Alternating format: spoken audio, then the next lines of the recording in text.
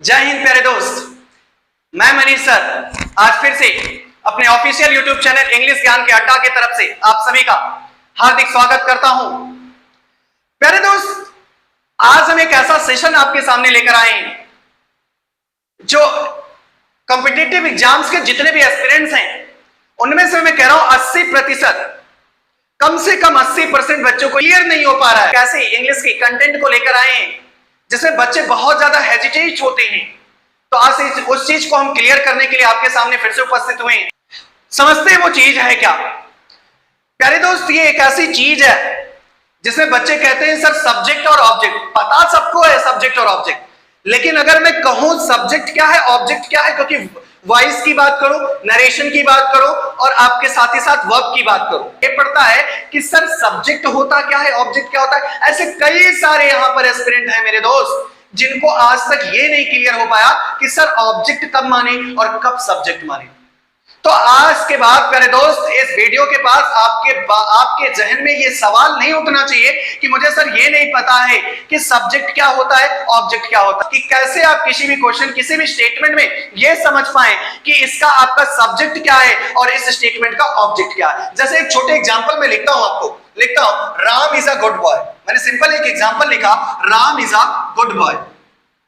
ध्यान से देखिएगा, मैंने एक स्टेटमेंट लिखा है, एक छोटा सा स्टेटमेंट, राम एक अच्छा लड़का है, और मैंने इसको इंग्लिश में लिख दिया Ram is a good boy. प्यारे दोस्त, अगर मैं बात करूं यहां पर सब्जेक्ट की, तो यार सब्जेक्ट तो राम है, ये तो सबको पता है, सारे बच्चे एकदम मारेंगे कि राम क्या है, आपका सब्जेक्ट है। इज यहां के लिए क्या है कर भैया, वर्ब है। क्या है मेरे भाई, वर्ब है। ए आपका क्या है यहां पर, आर्टिकल है। क्या है मेरे भाई, आर्टिकल। उसी तरीके से गुड क्या है, तो गुड किसके लिए बताया जा रहा है, राम के लिए। कुछ बच्चे इसमें भी कंफ्यूज रहते हैं, सर एडजेक्टिव कब होगा, कब एडवर्ब होगा। तो ये सारी चीजें आज हम क्लियर करके जाएंगे, हेजिटेट नहीं होना। तो मैंने कहा ये जो गुड है ना, ये गुड किसके लिए आया है भैया, तो गुड किसके लिए आया है, ये राम के लिए आया है ना। किसके लिए आया है, राम। और राम बताओ सब्जेक्ट है कि नहीं। तो जब भी सरकार, ध्यान में रखिएगा, जब भी सरकार सब्जेक्ट के बारे में विशेषता बताई जाए, जब भी सब्जेक्ट की विशेषता बताई जाए, तो वह विशेषता जो होता है हमेशा एडजेक्टिव होता है। क्या होता है मेरे भैया, एडजेक्टिव। अर्थात यहां पर जो राम की विशेषता बता रहा था वो राम आपका है क्या, सब्जेक्ट है, और सब्जेक्ट होने के नाते ये जो गुड हुआ ना ये एडजेक्टिव हुआ। अब कहोगे सर तो एडवर्ब कब होगा, तो एडवर्ब यार सिंपल समझो, एडवर्ब कैसे लिखा जाता है, एड और फिर वर्ब, मतलब जब वर्ब की विशेषता बताएगा तब क्या होगा, एडवर्ब होगा। अभी आगे बताएंगे उसको, फिलहाल यहां के लिए समझते हैं। तो ये आपका क्या हो गया, एडजेक्टिव। अब बच्चे को मैंने पूछा बॉय, तो बच्चा एकदम मुस्कुराते हुए एकदम चौड़े से बोलता है सर ये ऑब्जेक्ट है। यार ये ऑब्जेक्ट थोड़ी है भैया, ये ऑब्जेक्ट कहां से हो जाएगा। तो अब समझना है सर ऑब्जेक्ट होता क्या है, क्योंकि हम तो रटी रटाई बातें बचपन से पढ़ते आ रहे, बचपन से हमको यही पढ़ा गया, शुरुआत हुआ तो सब्जेक्ट, अंत हुआ तो ऑब्जेक्ट। अरे यार ऐसे कैसे हो जाता है भैया। तो समझिए आज के बाद एकदम दिमाग में एकदम सेट कर लीजिए जो बातें मैं आपको अभी बताने चल रहा हूं। तो पहले तो हमको समझना होगा, सब्जेक्ट तो सबको पता है, नाउन और प्रोनाउन हो सकता है, जबकि गुड आपका एडजेक्टिव है, इज आपका वर्ब है, और यहां पर बॉय आपने बोला ऑब्जेक्ट है, जो कि मैं कह रहा हूं ऑब्जेक्ट नहीं है। तो आप समझते हैं क्या ये। तो पहले ये समझिए ऑब्जेक्ट होता क्या है। तो मैंने कहा यार जो सब्जेक्ट है, मतलब जो आपका शुरुआत में वर्ड दिया गया, अर्थात जो आपका सब्जेक्ट है, अगर वो सब्जेक्ट द्वारा किया गया जो भी काम है, सब्जेक्ट द्वारा जो भी किया गया कार्य है, उस कार्य के जरिए किसी दूसरे व्यक्ति पर जो प्रभाव पड़ेगा, अगर मैंने कहा कोई सब्जेक्ट है, वो सब्जेक्ट कोई काम कर रहा है और उस काम की वजह से जिस बंदे पर इफेक्ट पड़ेगा वही बंदा ऑब्जेक्ट कहलाएगा, नहीं तो ऑब्जेक्ट होगा ही नहीं। याद रहे, जब सब्जेक्ट कोई काम करे और उस काम के बदले किसी दूसरे बंदे पर इफेक्ट पड़े, प्रभाव पड़े, तभी वो ऑब्जेक्ट कहलाएगा, वरना ऑब्जेक्ट नहीं होगा। एक बात बताओ, यहां पर बॉय है, मान लिया मैं बॉय है, लेकिन इसी राम के ही तो बारे में बताया जा रहा है कि राम है वह लड़का है जो अच्छा है, तो कहां से ऑब्जेक्ट हो जाएगा, राम ही के बारे में बताया जा रहा है, राम ही वो लड़का, राम है सब्जेक्ट, राम है ऑब्जेक्ट नहीं भैया। ये जो बॉय है ना, ये आपके सब्जेक्ट कॉम्प्लीमेंट है। क्या है मेरे भैया, सब्जेक्ट कॉम्प्लीमेंट। ठीक है ना प्यारे दोस्त। अब इसी तरीके से एक छोटा सा एग्जांपल और लेता हूं। Ram is going to the market. मैंने लिखा Ram is going to the market.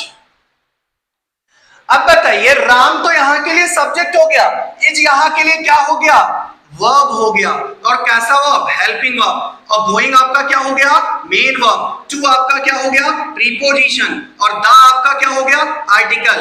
और मार्केट क्या हो गया आपका। अब देखो, राम के द्वारा जाया जा रहा है, राम के द्वारा काम किया जा रहा है, और बताओ इफेक्ट किस पर पड़ रहा है, मार्केट पर। मैंने मान लिया कोई मार्केट है जो पूरी की पूरी खाली है, लेकिन राम जाएगा तो क्या मार्केट में एक बंदा पहुंच जाएगा, तो मार्केट में प्रभाव पड़ेगा ना। तो राम तो काम कर रहा है, लेकिन प्रभाव किस पर पड़ रहा है, मार्केट। तो यहां के लिए जो द मार्केट है ना बच्चे, वो क्या हो जाएगा आपका, ऑब्जेक्ट हो जाएगा। तो अब ये राम भैया बन गए सब्जेक्ट, और द मार्केट आपका क्या बन गया, ऑब्जेक्ट। उम्मीद है कि आपको सब्जेक्ट और ऑब्जेक्ट में आप पहचानना सीख लिए होंगे। अब आगे हम समझते हैं कि सब्जेक्ट क्या क्या चीजें हो सकती हैं। तो इस चीज को समझने के लिए एक छोटा सा एग्जांपल और मैं लेता हूं, देखिएगा। He is moving towards the school,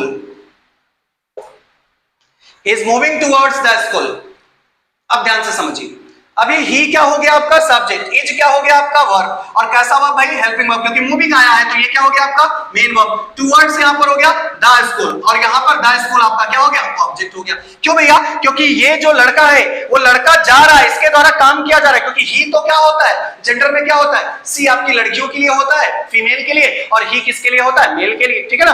तो यहां पर कोई लड़का ही होगा, कोई पुरुष ही होगा, और वो पुरुष के द्वारा काम किया जा रहा है, और इफेक्ट किस पर पड़ रहा है, स्कूल पर। इसीलिए द स्कूल आपका क्या हो गया, ऑब्जेक्ट हो गया, है ना मेरे भाई। तो एक चीज आपने नोटिस किया, यहां पर राम नाउन था, यहां पे राम नाउन था, और यहां पर ही आपका क्या है, प्रोनाउन है।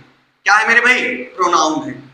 तो आपने देखा सब्जेक्ट आपका नाउन भी हो सकता है और प्रोनाउन भी हो सकता है ना मेरे भाई। सब्जेक्ट आपका क्या क्या हो सकता है, नाउन भी हो सकता है और प्रोनाउन भी हो सकता है। उसी तरह ऑब्जेक्ट भी आपका नाउन भी हो सकता है और प्रोनाउन भी हो सकता है, ठीक ना भैया। इस वीडियो से ये पता चल सके, जो आज तक बच्चे ये कहते थे सर इस स्टेटमेंट सब्जेक्ट क्या है, इस स्टेटमेंट में ऑब्जेक्ट क्या है, तो इस चीज को सब पढ़ने के बाद आपके जहन में क्वेश्चन उठता है, ये क्वेश्चन अब उठना बंद हो जाएगा। तो अच्छा लगा हो तो प्लीज हमारे वीडियो को लाइक करिए, शेयर करना ना भूलिए। Thank you.